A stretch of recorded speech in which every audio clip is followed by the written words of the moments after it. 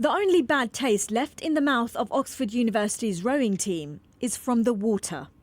I'm often keeping a mental note of how many times that's gone in my mouth and how many times that's gone all over what I'm wearing, just to sort of know how much risk I'm at.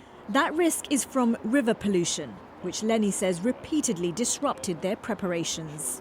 We've seen a lot of people go down with pretty bad illness.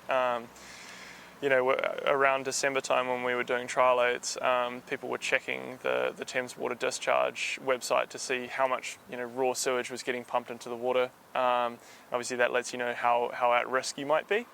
And our practice after that was to drink cans of Coca-Cola to try and neutralise the bacteria that was in your stomach.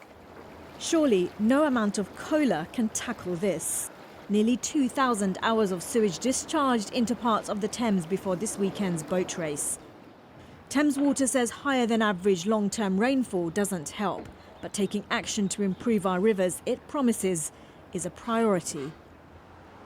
8 years ago, it was the Rio Olympics clouded by water pollution. Then, viral levels there were about 1.7 million times worse than in Europe.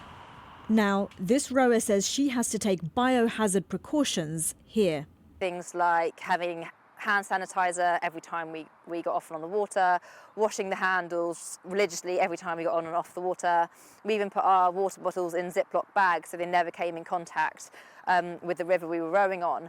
And those are the kind of things that we're having to start to do now. We're starting to kind of get really concerned if we get splashed and water goes in your mouth. Helen Glover warns the entire sport is at risk.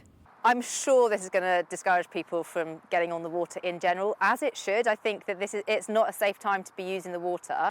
A UK government spokesperson told Sky News, wherever sport is played, we want people to feel safe. We have been clear that sewage discharged into our waters is completely unacceptable and water companies need to clean up their act fast. Oxford say Cambridge won fair and square, but rowers warn that until river pollution is tackled, everyone is a loser. Sadia Chowdhury, Sky News in London.